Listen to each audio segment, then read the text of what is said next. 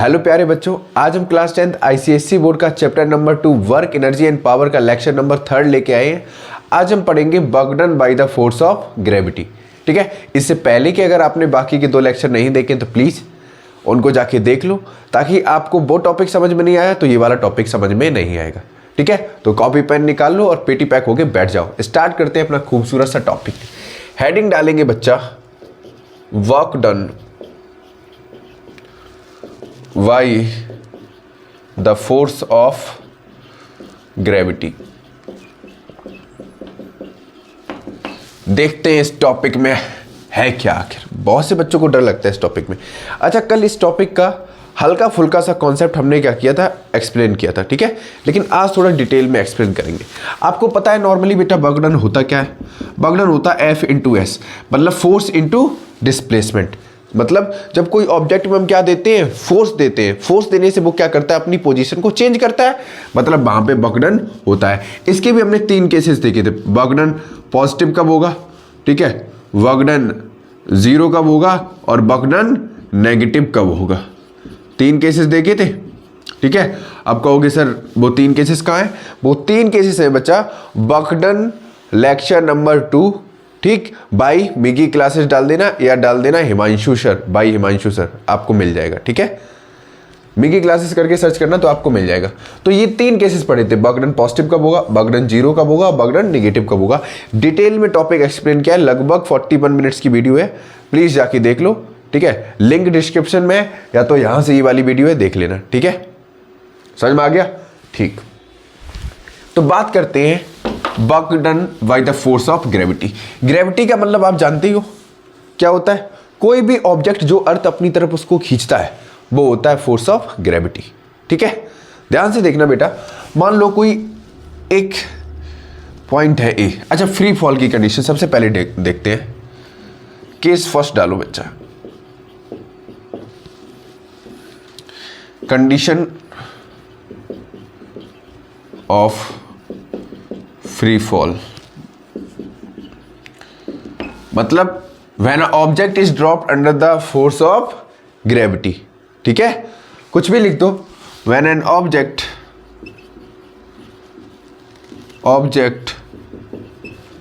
Is dropped under the effect of gravity. Cavity नहीं बच्चों, gravity. चलो समझाते हैं कैसे। मान लो बेटा, ठीक है, इस एच हाइट पे एक बॉल रखी थी। सडनली ये क्या होती है, ग्राउंड पे फॉल होना स्टार्ट कर देती है। ये ग्राउंड है, ठीक है, ठीक है, ये क्या है, ग्राउंड। तो जाहिर सी बात है बच्चों, देखो ऐसे कोई बॉल थी, ठीक है, यहां से ऐसे गई टक नीचे। मैंने एक्सटर्नल फोर्स दिया? नहीं दिया। एक्सटर्नल फोर्स का मतलब क्या है, या तो मैं बॉल में इनिशियल वेलोसिटी दूं, ठीक है, मतलब बॉल में कुछ ना कुछ फोर्स दूं तब तो एक्सटर्नल फोर्स होगा, लेकिन मैंने बॉल में कोई फोर्स नहीं दिया। ऐसे बॉल थी, मैंने यहां से ड्रॉप किया इसको, ठीक है, ड्रॉप किया। ड्रॉप करने पे एक्सटर्नल फोर्स नहीं दिया, तो ड्रॉप करने के टाइम इनिशियल वेलोसिटी क्या होगी, 0। ठीक, इनिशियल वेलोसिटी क्या होगी, 0।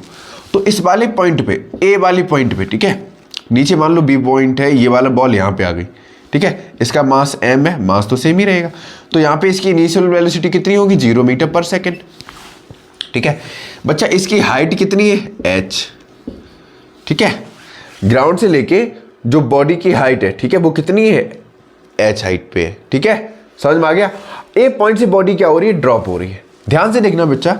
अब इसका जो एसेलरेशन है, जो एसेलरेशन इज, लिख दें पूरा, एसेलरेशन इज वर्टिकली डाउनवर्ड।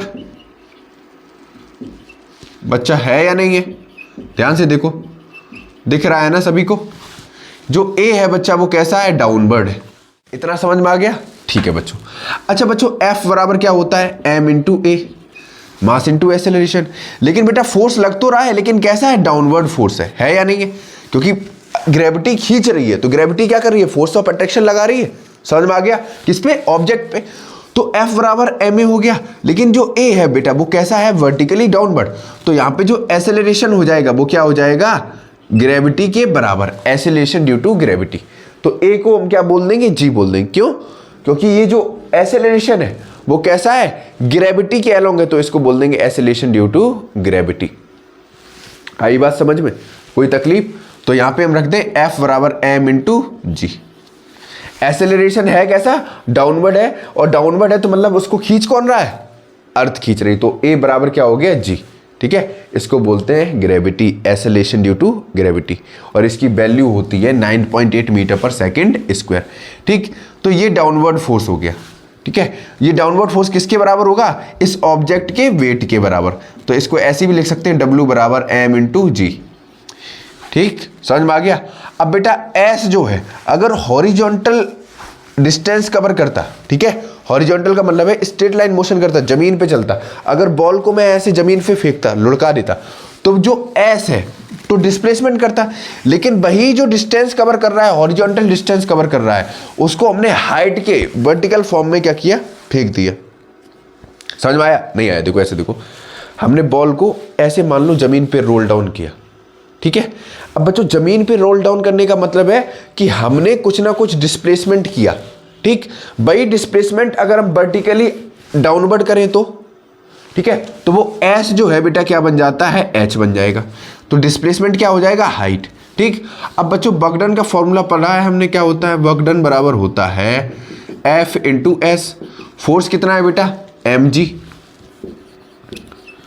और डिस्प्लेसमेंट कितना है, h। तो नया फॉर्मूला आ गया, W बराबर क्या होता है, mgh। कल ही आपको बताया था, M फॉर मेरी, G for girlfriend, H for है, W बराबर मेरी गर्लफ्रेंड है। नालायको ये मत लिख के आ जाना। M for mass, G for acceleration due to gravity, H for height. और G की वैल्यू कितनी होती है बच्चों, 9.8 मीटर पर सेकेंड स्क्वायर, क्योंकि एसेलेरेशन की यूनिट क्या होती है, मीटर पर सेकेंड स्क्वायर। समझ में आया, कोई तकलीफ? तो A G के ही तो बराबर है, समझ में आ गया। ठीक, इसीलिए एसेलेरेशन ड्यू टू ग्रेविटी नाम दिया। ये पहली कंडीशन थी कि जब ऑब्जेक्ट को क्या करते हैं, कोई h हाइट से क्या करते हैं, ड्रॉप करते हैं। समझ में आ गया। अच्छा, सबसे बड़ी चीज है, जब कोई ऑब्जेक्ट, ध्यान से देखना, इस वाले केस में जो, ध्यान से ये नोट डाल के लिखना, नोट डाल के पॉइंट लिखना। पर बच्चों देखो, इसमें जो डिस्प्लेसमेंट है इस वाले में along the direction of force है। देखो बेटा, मैंने बॉल को ऐसे ड्रॉप किया, ध्यान से देखना, टक, ग्रेविटी उसे कहाँ खींच रही है, नीचे अपनी तरफ। तो जिस डायरेक्शन में फोर्स लग रहा है उसी डायरेक्शन में क्या है, डिस्प्लेसमेंट है या नहीं? देखो मैंने बॉल को ऐसे छोड़ दिया, टक, बॉल कहाँ जा रही है, नीचे जा रही है। क्यों? क्योंकि ग्रेविटी उसे खींच रही है। ग्रेविटी खींच रही है मतलब फोर्स जिधर लग रहा है डिस्प्लेसमेंट भी उधर हो रहा है। हो रहा है या नहीं हो रहा? तो इस वाले केस में क्या होगा, डिस्प्लेसमेंट लिखेंगे, displacement is in the direction of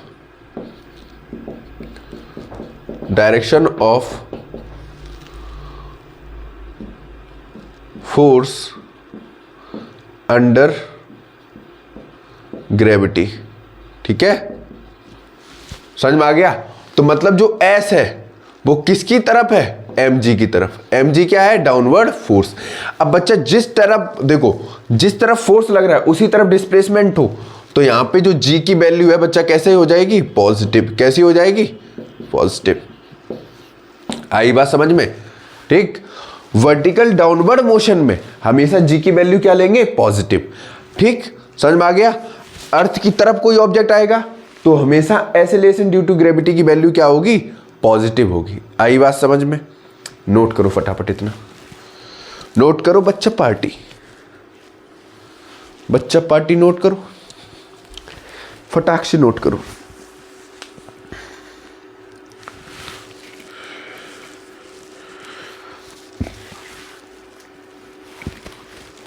हो गया, रब कर दिया जाए।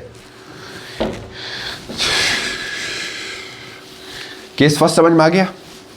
अब इसी में केस दूसरा रहेगा।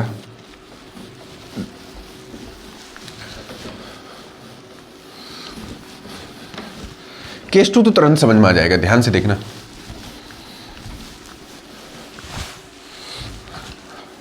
अभी ये वाले केस आगे समझाएंगे, जब कोई बॉल को हम ड्रॉप करते हैं, ठीक है, तो वो नीचे आ रहा है, तो जाहिर सी बात है नीचे आने पे क्या बढ़ गई, काइनेटिक एनर्जी बढ़ गई, ठीक है, काइनेटिक एनर्जी बढ़ गई, मतलब नीचे आने पे वेलोसिटी बढ़ रही है। यू ऊपर 0 था, लेकिन नीचे जैसे जैसे बॉल आ रही है ग्रेविटी उसे खींच रही है, फोर्स नीचे लग रहा है, तो v की वैल्यू भी बढ़ेगी, मतलब नीचे आने पे काइनेटिक एनर्जी होगी, तभी तो ऑब्जेक्ट क्या कर रहा है, स्ट्रेट लाइन मोशन कर रहा है, लेकिन कौन सा, वर्टिकली डाउनवर्ड। समझ में आया? ठीक है। अब बच्चों केस सेकंड इसमें क्या था, केस सेकंड क्या था, अभी हमने क्या लिखा था, when an object is in the is in opposite to the, ऐसे लिखो बेटा, when an object is thrown vertically upward against force of gravity.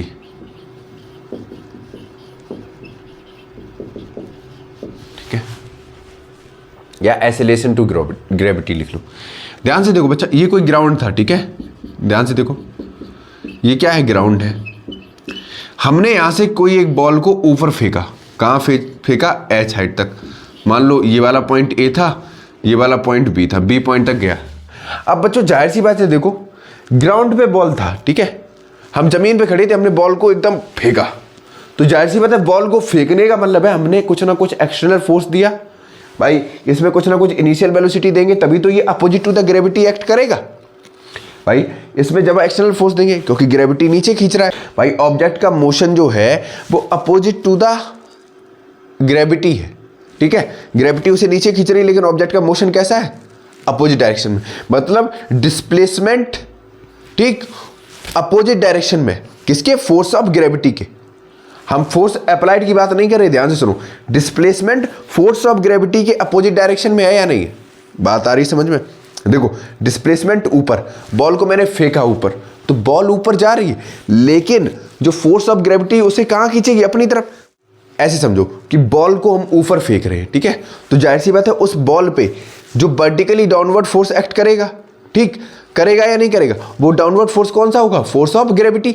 लेकिन हम जब उसमें कुछ ना कुछ एक्सटर्नल फोर्स हमने दिया, उस एक्सटर्नल फोर्स की वजह से ये कुछ ना कुछ हाइट गेन करेगा, मतलब कुछ ना कुछ हाइट तक जाएगा, फिर उस पर फोर्स ऑफ ग्रेविटी लगेगा, और एट मैक्सिमम हाइट उसकी वेलोसिटी कितनी हो जाएगी, 0 हो जाएगी, और वैसे ही ऑब्जेक्ट क्या हो जाएगा, नीचे डाउन गिरना स्टार्ट हो जाएगा। समझ में आया? मतलब ए पॉइंट पे यहाँ पे यू कुछ ना कुछ होगा, मीटर पर सेकंड लिख लो, ठीक है, ये क्या होगी, हाइट होगी ऑब्जेक्ट की, क्योंकि हमने कुछ ना कुछ इसमें क्या दिया, इनिशियल फोर्स दिया। क्या दिया बच्चा, इनिशियल फोर्स। इस वाले पॉइंट पे बेटा बी क्या हो जाएगा, 0। क्या हो जाएगा, 0।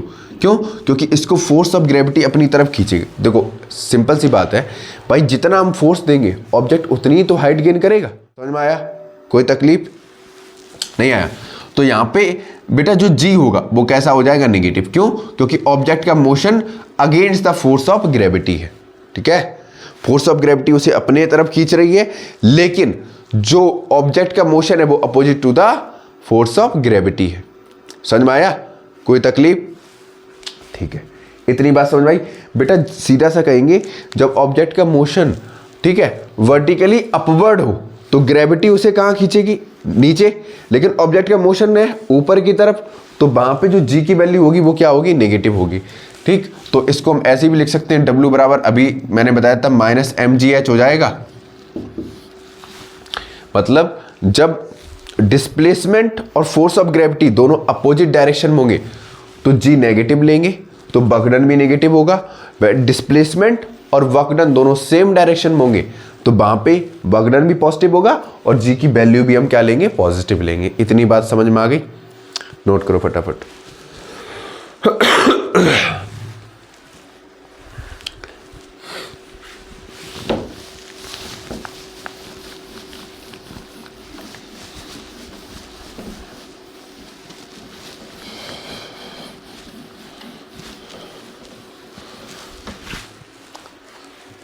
नोट कर लिया? एक मिनट रुकना बच्चों। तो एक और चीज़ आपको समझाते हैं, यूनिट ऑफ बॉकडन, थोड़ा इंपॉर्टेंट है, हेडिंग डाल लो, यूनिट ऑफ बॉकडन। आपको मैंने लेक्चर 1 में ही कंप्लीट किया था, लेकिन थोड़ा डिटेल में भी बताएंगे। बच्चों बॉकडन की यूनिट क्या होती है? W बराबर आपको पता है F/S होता है। फोर्स की यूनिट क्या होती है? न्यूटन। डिस्प्लेसमेंट की होती है मीटर। तो बॉकडन की क्या आ गई बेटा? Newton into metre. लेकिन इसी को हम दूसरे नाम से और जानते हैं, जूल। किस नाम से जानते हैं? जूल। ठीक है, तो इसकी एक यूनिट क्या होती है? जूल। समझ में आ गया? अब मैं बच्चों पूछूं आपसे कि 1 जूल होता कितना है? आपसे पूछूं कि 1 जूल कितना होता है बेटा, तो आप सीधा सा कहोगे, ऐसे लिख लो, देखो ध्यान से देखो, बॉकडन की जगह क्या रख दो? 1 जूल। फोर्स की जगह रख दो 1 न्यूटन, और डिस्प्लेसमेंट की जगह रख दो 1 मीटर। ठीक है, इतनी बात समझ में आई? तो 1 जूल ऑफ बॉकडन क्या होगा बेटा? 1 joule of work is said to be done. क्या बोलेंगे? 1 joule of work is said to be done when a force of 1 newton. ठीक, फिर से रिपीट करते हैं, 1 joule of work is said to be done when a force of 1 newton displaces the body through the distance 1 meter is said to be 1 joule। याद हो गया? लिखा दे, 1 joule is said to be done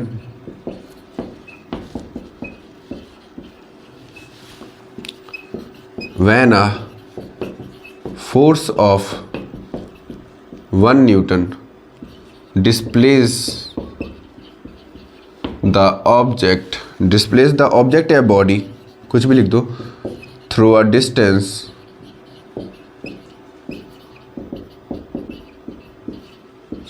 of 1 metre. समझ में आ गया? ये हो गया 1 जूल।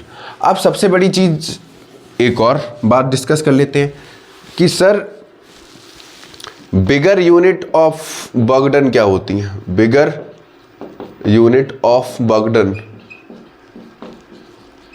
तो सबसे पहली बड़ी यूनिट होती है बच्चा किलो जूल, 1 किलो जूल। ठीक है, जो होता है 10⁻³ जूल के बराबर।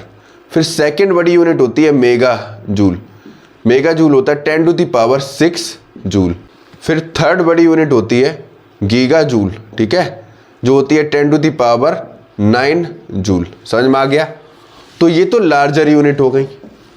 ठीक है, इतनी बात समझ में आ गई बच्चों। इसी में अगर मैं आपसे पूछ लूं कि CGS यूनिट ऑफ बॉकडन कितना होगा? CGS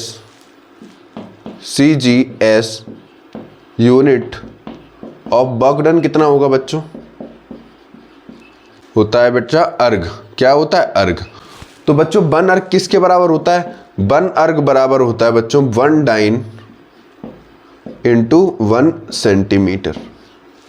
इतना नोट करो फटाफट। बिगर यूनिट क्या होगी? किलो जूल, मेगा जूल और गीगा जूल। 1 किलो जूल होता है 10⁻³ जूल, मेगा जूल होता है 10⁻6 जूल और 1 गीगा जूल होता है 10⁹ जूल। इतना नोट करो फटाफट, नोट करो।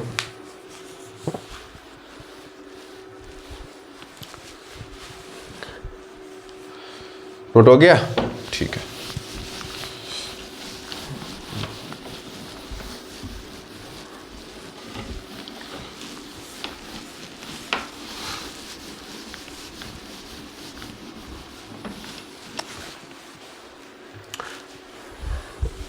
अब बच्चों हेडिंग डालो, रिलेशन बिटवीन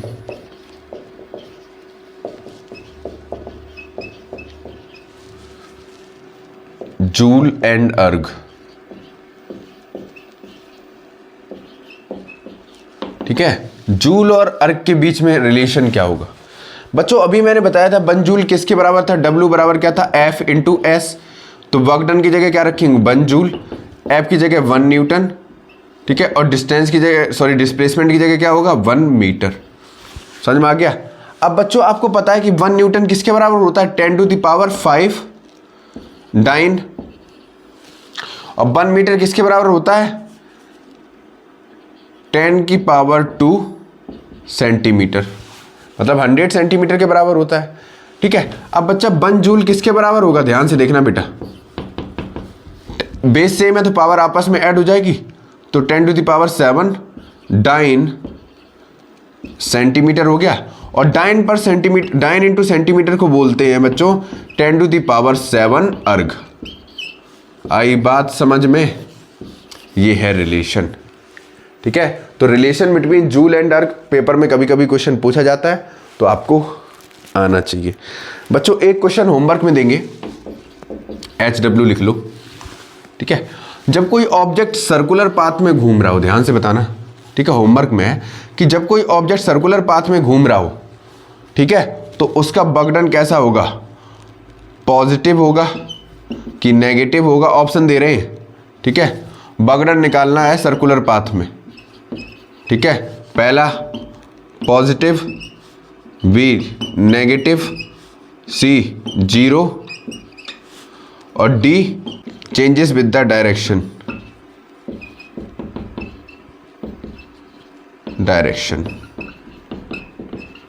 समझ में आ गया? बताना विथ प्रॉपर आंसर बताना है, और ये भी बताना है इसमें थीटा बराबर कितना होगा, ठीक है। होमवर्क है, आप कमेंट बॉक्स में आंसर बताना। तो कल नेक्स्ट वीडियो में मैं क्या करूंगा, जो भी बच्चा अपना नाम लिख देना, मैं नाम आपका यहाँ पे बताऊंगा आपका, ठीक है। और उसको मेरी तरफ से बेस्ट विशेष, जो भी इसका करेक्ट आंसर देगा, ठीक है। आज के लिए इतना ही रखते हैं।